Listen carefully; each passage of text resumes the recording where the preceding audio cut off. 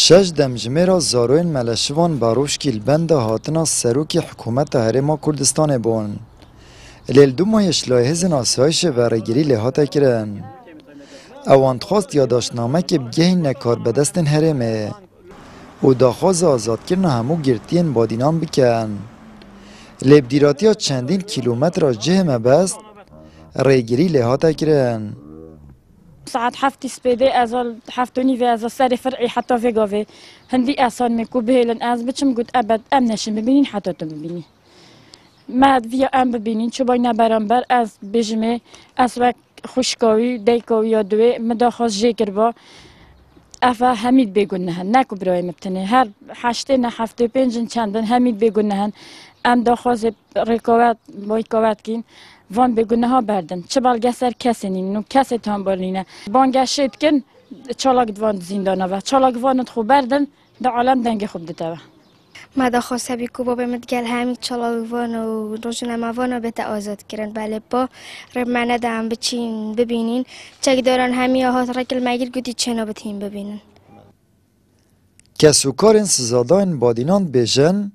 سردان سروک هرما کردستان و سروک حکومت بوده که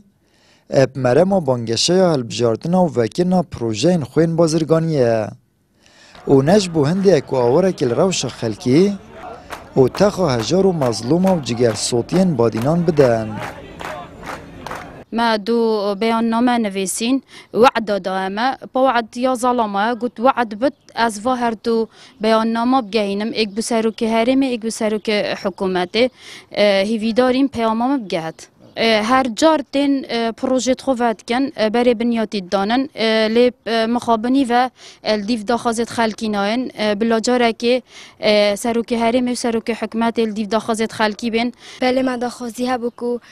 همی گرتیم بهدینان بهن آزاد کردن بر راستی جه داخل قرب منها دادن ام ببینین و رخر یا گرتی بوش آسایشه هر باسا یعنی شارع آخر گرد بون رنده ام ببینین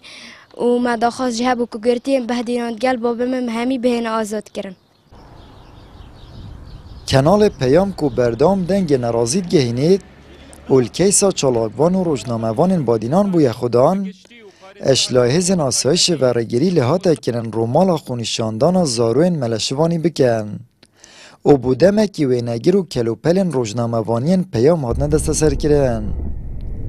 آمد بریفکانی کنال آسمانی پیام دهوک